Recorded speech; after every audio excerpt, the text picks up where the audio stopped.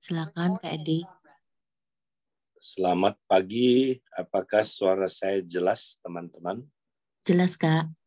Oke, ya kita lanjutkan lagi ya saudara. Hari ini kita akan membahas tentang karunia-karunia dan kegunaannya. Nah, minggu lalu kita sudah melihat apa kegunaan karunia-karunia. Nah, hari ini kita akan lebih memperdalamnya lagi. Nah, saudara, kita akan lihat karunia-karunia itu ya berguna ya untuk kita saudara menjawab panggilan Tuhan dalam hidup kita. Nah, sebelumnya saya mau membahas tentang apa panggilan Tuhan buat gerejanya, saudara. Nah, kita akan lihat next berikutnya. Kita akan sama-sama melihat, saudara, dalam perjanjian Lausan. Nah, ini adalah pertemuan hamba-hamba Tuhan Injili ya yang ada di seluruh dunia beberapa puluh tahun yang lalu, dan pertemuan ini dihadiri oleh tokoh-tokoh hamba-hamba Tuhan yang dipakai Tuhan, saudara, seperti Billy Graham, ya, John Stott, dan hamba-hamba Tuhan yang memang memimpin kegerakan di hari-hari terakhir, saudara. Nah, mereka merumuskan apa panggilan dari gereja, panggilan dari kita, saudara, sebagai gereja Tuhan. Nah, di sini dikatakan, Allah telah memanggil orang-orang keluar dari dunia untuk dirinya, dan mengutus umatnya kembali ke dunia untuk menjadi hamba-hambanya dan saksi-saksinya untuk perluasan kerajaannya dan pembangunan tubuh Kristus dan untuk kemuliaan namanya. Nah, inilah saudaraku ya panggilan Tuhan buat kita gerejanya. Kita dipanggil dari dunia yang gelap ini, saudara. Tapi kita diutus kembali ke dunia yang gelap ini untuk menjadi hamba-hambanya, saksi-saksinya. Nah, untuk apa? Untuk dua hal, saudara. Untuk perluasan kerajaannya dan pembangunan tubuh Kristus, dan untuk kemuliaan namanya. Nah, saudara, jadi kalau kita lihat Tuhan panggil kita untuk melakukan dua hal yang besar, saudara, yaitu membangun tubuh Kristus dan untuk memperluas kerajaannya di bumi ini. Nah, karena itu saudara, ya kaitan ya ada kaitan antara ya dua panggilan ini, saudara, dengan penggunaan karunia-karunia dalam hidup kita. Demikianlah saudara, semua karunia yang Tuhan berikan berkaitan sama dua hal ini. Ya. Nah, hari ini kita mau lihat lebih dalam lagi, saudara. Jadi, ya, kegunaan karunia-karunia pertama, saudara, adalah untuk apa? Membangun jemaat, membangun tubuh Kristus. Itu tujuannya Tuhan memberikan kita karunia-karunia. Ya. Nah, dikatakan demikian pula dengan kamu. Kamu memang berusaha untuk memperoleh karunia-karunia roh, tetapi lebih daripada itu, hendaklah kamu berusaha mempergunakannya untuk membangun jemaat. Nah, ini dia, saudara. Tujuan karunia adalah untuk kita membangun jemaat. Ya, kata membangun di sini adalah oikodomio, artinya membangun rumah. Rumah siapa? Ya, rumah Tuhan. Saudara, jemaat itu adalah rumah Tuhan. Jadi karunia gunanya untuk kita membangun jemaat, saudara. Ya, bukan untuk membangun pelayanan kita, ya, citra diri kita, ya, supaya kita kaya, bisnis kita yang kita bangun, ya, supaya nama kita terkenal, ya, supaya yang kita bangun Edileo Teaching Ministry misalnya, ya. Misalnya, ya, Ayub Bansole Prophetic Ministry, Bukan itu, saudara, yang kita bangun. Yang kita mesti bangun adalah jemaat tubuh Kristus. Ya, karena itu, saudara, mari kita pakai karunia-karunia untuk membangun jemaat. Nah, seringkali, saudara, karunia-karunia tidak dipakai untuk membangun jemaat. Karena banyak sekali orang Kristen tidak mengerti tujuan karunia untuk apa. Nah, seringkali kalau karunia disalahgunakan, saudara, makanya terjadi misuse, ya, terjadi penyalahgunaan karunia. Makanya orang sekarang ini trauma sama karunia. Kenapa? Jangan nanti jadi perang nubuat, nanti jadi apa? Ngontrol orang. Kenapa, saudara? Ya, karena kita, saudaraku, salah menggunakan karunia. Karena kita tidak mengerti tujuan penggunaan karunia, saudara. Ya.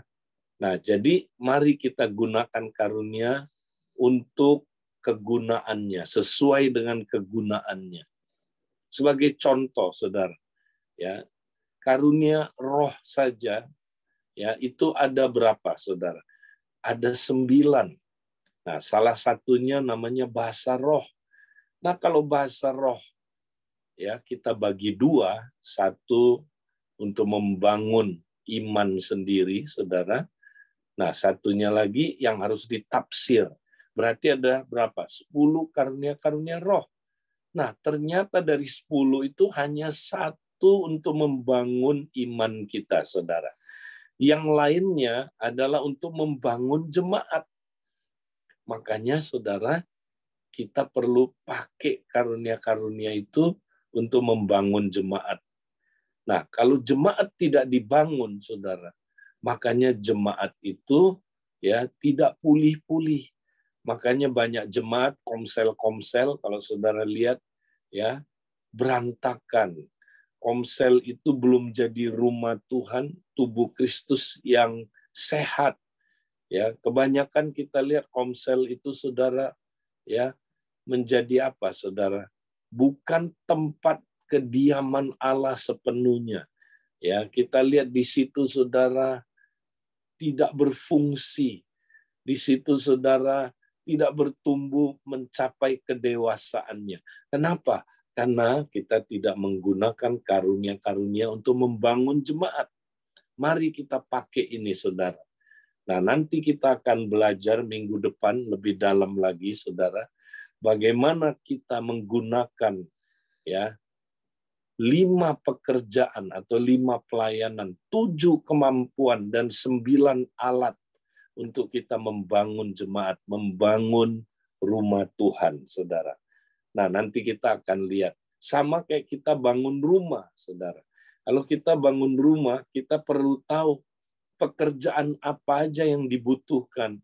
Pekerjaan fondasi, pekerjaan struktur, pekerjaan atap, pekerjaan dinding, ya, saudara, pekerjaan kayu, pekerjaan batu, ya, dan nanti pekerjaan mebel, macam-macam. Nah, sama, saudara. Untuk bangun rumah Tuhan, ya, ada 5 pekerjaan yang perlu, saudaraku, ya, kita kerjakan. Pekerjaan apostolik, pekerjaan profetik, pekerjaan penginjilan, pekerjaan penggembalaan, pekerjaan pengajaran, ya. Nah, jadi kita bukan cuma harus tahu jenis pekerjaannya, tapi kita juga harus taruh, ya, tukang-tukang. Kalau kita mau bangun rumah, kita mesti taruh tukang yang ahli di bidangnya, saudara. Ada tukang fondasi, tukang, ya, batu, tukang kayu, tukang mebel, ya, mesti sesuai dengan keahliannya. Demikian juga untuk melakukan pekerjaan-pekerjaan pembangunan rumah Tuhan, diperlukan keahlian-keahlian. Nah, itulah 7 karunia motivasi, saudara. Keahlian-keahlian untuk membangun tubuh Kristus, saudara. Tapi nggak cukup, saudara. Kita bukan hanya perlu tahu jenis pekerjaannya, ya, jenis tukangnya, tapi kita perlu tahu apa alat-alat yang dibutuhkan. Misalnya kita punya tukang kayu, tapi kita nggak kasih dia alat. Ya, bisa nggak tukang kayunya bekerja? Tidak bisa, saudara. Dia perlu alat. Alatnya apa? Alatnya palu, pahat, ya, serutan, gergaji. Nah, demikian juga bangun rumah Tuhan. Perlu alat-alat pembangunan. Itulah 9 karunia Roh Kudus, saudara. Nah, perlu ya kita pakai, saudara, supaya terjadi pembangunan rumah Tuhan. Nah, ini gereja sekarang kita tidak lakukan ini, saudara.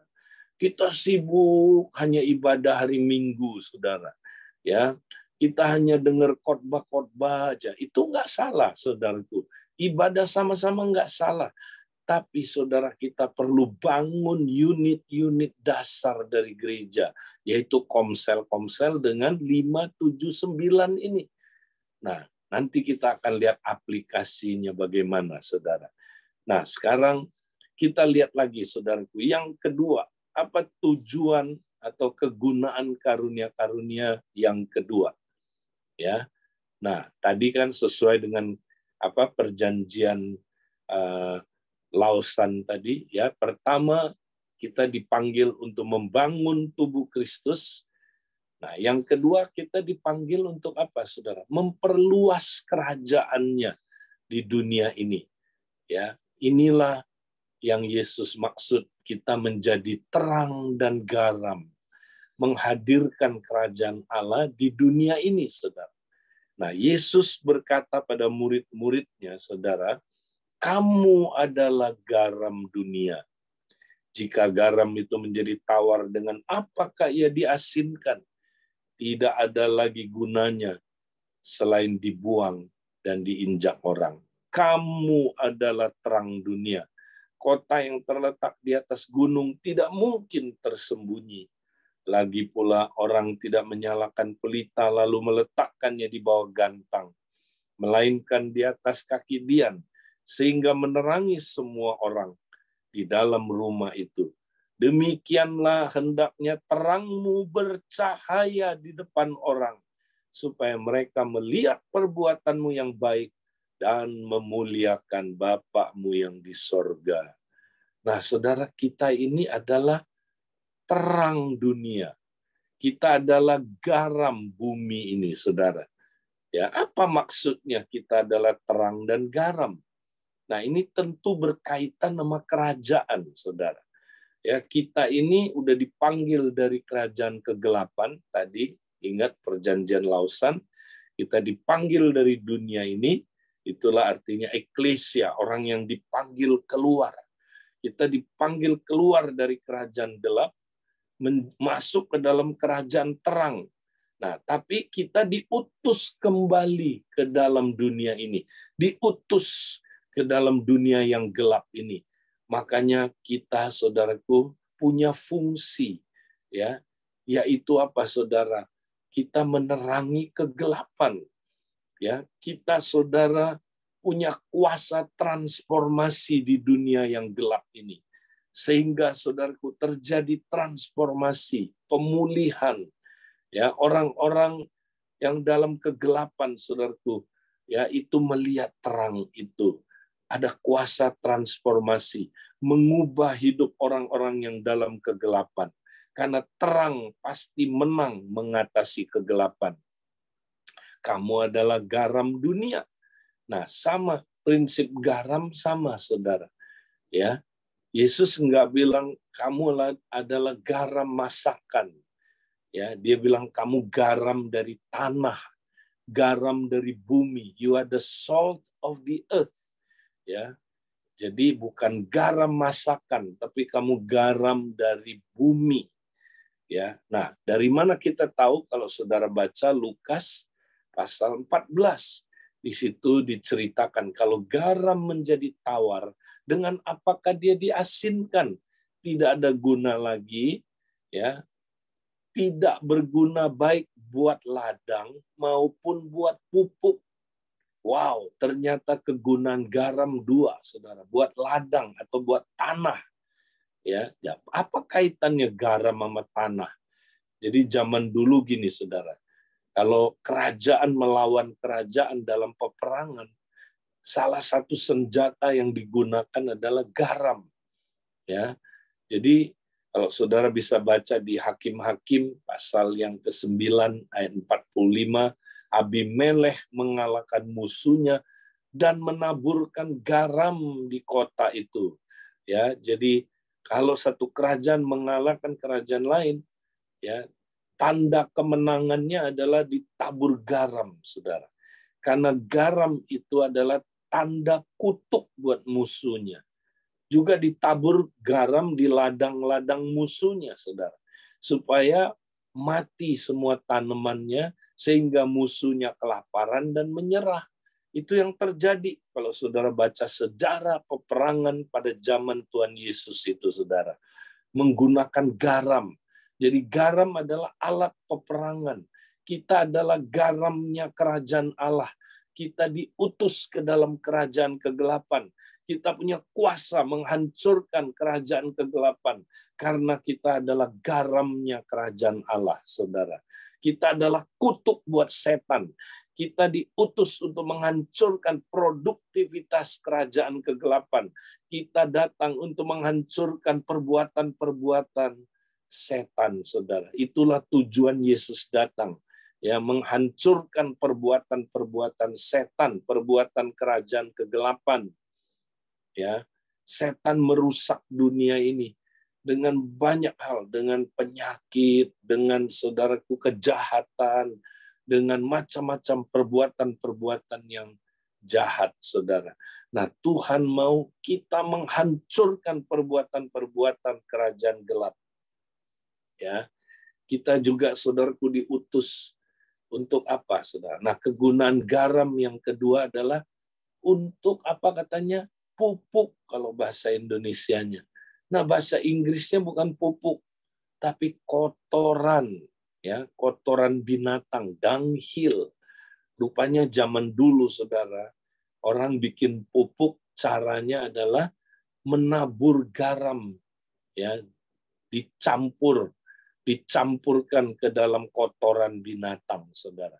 Maka kotoran binatang itu berubah dari kotoran menjadi pupuk. Wow, kita punya kuasa transformasi, saudara. Kita mengubah sampah masyarakat menjadi pupuk masyarakat. Itulah artinya garam, saudara. Kita punya kuasa transformasi. Ya. Nah, tapi problemnya gini, saudara. Walaupun kita sudah garam, kita sudah terang, tapi kita belum berfungsi sebagai garam dan terang. Kenapa? Karena coba lihat ayat ini dibilang, ya, karena terangnya ditutup pakai gantang. Ya, nah itu dia problemnya. Ya, atau garamnya, saudara, kehilangan rasa asinnya, atau garamnya di plastik, saudara. Nah, ini bahaya sekali, saudara. Ya, kenapa kita, saudara, yang nggak melihat kuasa transformasi dari gereja di masyarakat? Karena kita terisolir dari masyarakat, saudara. Karena kita, saudaraku, fokus ke acara-acara dalam gedung ibadah. Mestinya, saudara, kita nggak salah ada di gedung ibadah, tapi kita mesti berfungsi di masyarakat. Ya, ketika kita bekerja, ketika kita sedang sekolah, ketika kita sedang bisnis, ketika kita sedang jaga toko, kita mesti, saudara, menjadi terang dan garam. Nah, ayat 16 bilang begini, demikianlah hendaknya terangmu bercahaya di depan orang, supaya mereka melihat perbuatanmu yang baik dan memuliakan Bapakmu yang di sorga. Nah, Tuhan mau kita jangan terisolasi dari masyarakat. Kita mesti ada di tengah-tengah masyarakat, menjadi terang dan garam. Ya, di situ kita bercahaya di depan orang, supaya mereka melihat perbuatan-perbuatan baik kita dan memuliakan Bapa yang di sorga. Nah, ini penting, saudara. Ya, jadi, saudara, ya, kita mesti apa? Ya, menjadi terang dan garam artinya apa, saudara? menghadirkan kerajaan Allah di mana? Di dunia di mana kita berada di tengah masyarakat, saudara. Itu maksudnya, ya. Nah, dulu saudara gereja di abad-abad awal, ya saudara, itu semangat sekali, ya mereka melihat bekerja, ya di masyarakat, ya melakukan aktivitas di masyarakat itu adalah bagian dari ibadah. Itu adalah saudaraku, ya panggilan yang Tuhan berikan. Karena semua karunia yang Tuhan berikan kepada kita harus kita pakai untuk tujuan kerajaan Allah. Tidak boleh untuk tujuan yang lain, saudara. Nah, satu hari kelak kita semua akan dievaluasi, saudara. Apa yang kita gunakan, saudara, ya dalam hidup kita, apakah itu ya kita gunakan harta yang dipercayakan oleh Allah untuk tujuan kerajaannya atau bukan? Ya, kita lihat saudaraku di dalam perumpamaan talenta Matius 25, kita baca ayat 14 dulu. Next. Nah, sebab hal kerajaan sorga sama seperti seorang yang mau berpergian ke luar negeri, yang memanggil hamba-hambanya dan mempercayakan hartanya kepada mereka. Kita semua, saudara, dipercayakan harta. Ya, orang yang udah lahir baru maupun yang belum lahir baru diberi harta oleh Tuhan. Ya, saudara. Nah, harta di sini itulah talenta itu, saudara. Nah, talenta itu apa aja? Ya, itu semua ya yang Tuhan berikan, termasuk waktu saudara, tenaga saudara, ya harta, keuangan saudara, skill saudara, bakat saudara, termasuk juga karunia-karunia rohani. Nah, itu semua adalah talenta yang Tuhan berikan, saudara. Ya. Nah, waktu hambanya mau pergi, dia kasih. Ada yang dikasih 5 talenta, ada yang dikasih 2 talenta, ada yang dikasih 1 talenta. Nah, waktu dia kembali, dia akan bertanya apa yang kita lakukan dengan talenta yang dia berikan itu. Ya, kepada yang 5 ditanya, ya, di mana talenta yang aku berikan, seperti apa jadinya? Oh, ini Tuhan sudah jadi 10, ya, bermultiplikasi. Maka Tuhan itu berkata, sabaslah engkau hamba yang setia. Nah, yang kedua ditanya juga, saudaraku, bagaimana dengan 2 talenta yang saya beri? Oh, ini Tuhan sudah menjadi 4, bermultiplikasi. Sabaslah engkau hambaku yang setia. Yang 1 talenta, saudara. Ya, ini kelihatan orang ini belum lahir baru, saudara. Nanti kalau saudara baca dalam ya saudara perumpamaan uang mina yang sejajar dengan ini, ya dia tidak suka Yesus menjadi rajanya dia. Ya, jadi berarti dia belum masuk kerajaan Allah, dia belum lahir baru karena dia nggak suka Yesus jadi rajanya. Jadi jelas dia belum lahir baru, saudara. Ya, nah dia juga diberi talenta. Ya, nah apa yang terjadi, saudara? Dia nggak pakai talentanya untuk kerajaan Allah. Ya, dia nggak pakai, saudara. Dia kubur talentanya. Wow, maka dia disebut apa, saudara? Hamba yang jahat, yang tidak setia. Ya, ayat 28. Nah, Tuhan Yesus bilang begini, saudara. Sebab itu, ambillah talenta itu daripadanya dan berikanlah kepada orang yang mempunyai 10 talenta itu. Nah, perhatikan. Karena setiap orang yang mempunyai, kepadanya akan diberi, sehingga ia berkelimpahan. Tetapi siapa yang tidak mempunyai, apapun juga yang ada padanya akan diambil daripadanya. Nah, saudara, ini prinsip dalam kerajaan Allah, saudara.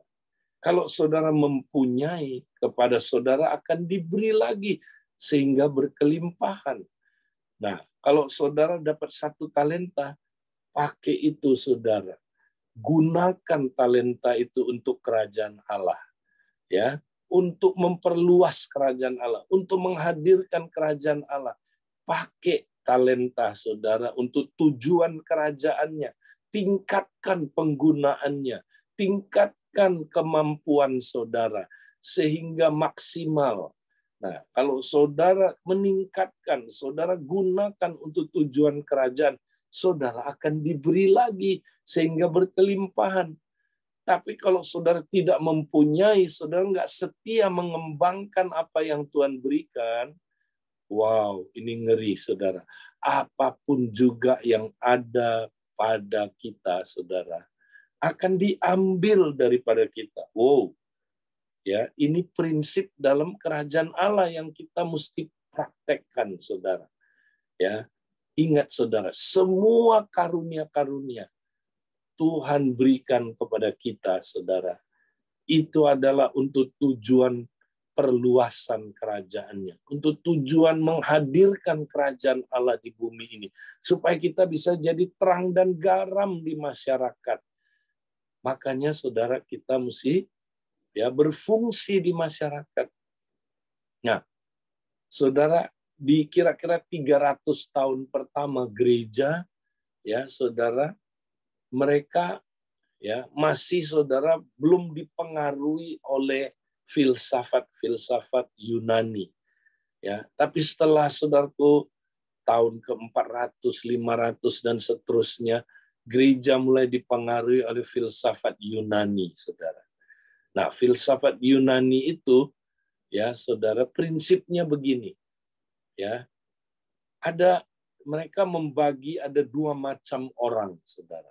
Ya, macam yang pertama, jenis yang pertama adalah pemikir-pemikir, filsuf-filsuf, bangsawan, orang-orang kaya. Itu tujuannya, saudara, mereka menikmati hidup ini, memikirkan hidup ini.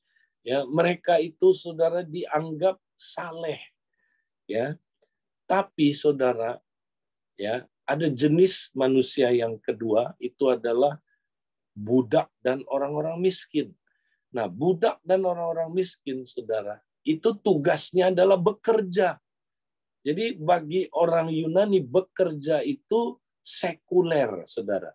Bekerja itu tidak mulia, saudara. Itu hina.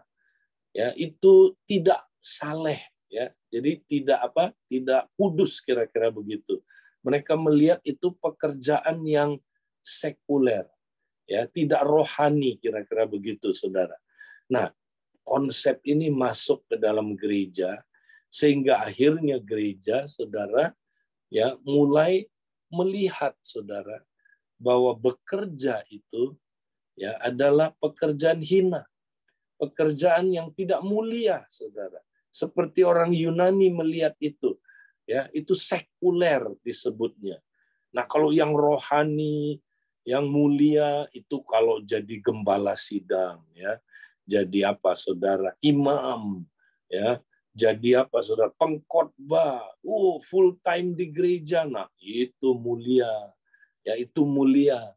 Tapi kalau yang pekerjaan-pekerjaan, ya, sehari-hari sebagai seorang asisten rumah tangga, mungkin bersih-bersih, office boy, ya, itu mah pekerjaan hina. Nah, akhirnya, saudara, sampailah ke zamannya Martin Luther. Nah, Martin Luther, saudara, bukan hanya memprakarsai, ya saudara, pemulihan, reformasi teologi tentang keselamatan, tapi juga teologi tentang bekerja, saudara. Nah, mari kita lihat apa statement dari Martin Luther. Ya, kita lihat, saudara. Dia bilang begini, pekerjaan sebagai imam atau gembala, walaupun mulia dan kudus di hadapan Tuhan, tidak berbeda sama sekali dengan pekerjaan seorang di ladang atau pekerjaan seorang ibu rumah tangga di rumah. Semua pekerjaan diukur oleh Tuhan berdasarkan iman. Wow. Jadi saudara, Martin Luther bilang, saudara, jangan kamu pikir, ya, pekerjaan yang mulia dan kudus kalau itu jadi imam. gembala, pastor-pastor zaman itu ya. Wah, itu kudus, itu panggilan yang mulia, itu panggilan tertinggi. Ya, tapi kalau jadi apa, saudara? Orang yang bekerja di ladang, petani, ya itu mah pekerjaan rendahan, sekuler itu. Ya, jadi apa, ibu rumah tangga, bersih-bersih, masak, itu mah sekuler. Nah, saudara, Martin Luther bilang enggak. Semua pekerjaan itu mulia, ya, kalau dilakukan dengan iman. Nah, ini sola fide itu jadi juga berlaku untuk kita bekerja di dalam kehidupan sehari-hari. Jadi, saudara, ini penting. Nah, kita lihat lagi selanjutnya, ya. Ini berkaitan sama apa yang Martin Luther katakan. Tidak ada pekerjaan dalam gereja atau misi yang lebih rohani dari profesi lain seperti hukum, bisnis, pendidikan, jurnalisme, atau politik. Kerajaan Allah hadir di dalam setiap dimensi kehidupan, dan agen kerajaan Allah melayani sebagai terang dan garam ketika Roh Kudus memimpinnya. Nah, saudara, Martin Luther mengajarkan prinsip ini. Dilanjutkan, saudaraku, oleh siapa, saudara? Calvin, ya, sehingga terjadi transformasi kota yang luar biasa di Jeneva, saudara. Ya, tadinya kota Jeneva kota yang kacau, ya, penuh gangster, penuh pembunuhan, saudara. Ya, kota yang gelap, ya, karena di situ banyak judi, pelacuran, gangster, saudara. Ya, di situ terjadi banyak kejahatan, saudara. Tapi ya, Calvin mengubah masyarakat itu dengan cara ini, saudara. Dia mengajarkan kita perlu jadi terang dan garam di masyarakat. Kemudian mereka mulai, saudaraku, ya, dari setiap orang yang ada di masyarakat yang Kristen mulai jadi terang dan garam. Akhirnya, saudara, terang dan garam ini mempengaruhi kota Jeneva, sehingga kota Jeneva menjadi kota yang luar biasa, saudara. Ya, nah, inilah, saudaraku, yang Tuhan mau kita perhatikan. Jadi, saudara, mari, ya, kita mau praktekkan karunia-karunia, ya. Jadi karunia-karunia Allah kegunaannya ada dua, ya.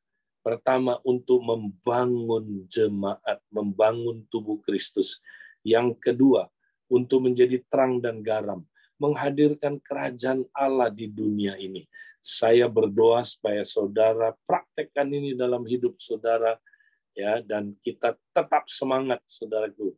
Ya, kita mau terus menggunakan karunia-karunia sesuai dengan yang Tuhan kehendaki. Ya, itu saja yang saya mau sampaikan, biar jadi berkat buat kita semua. Tuhan memberkati. Saya serahkan kembali ke teman-teman yang bertugas. Terima kasih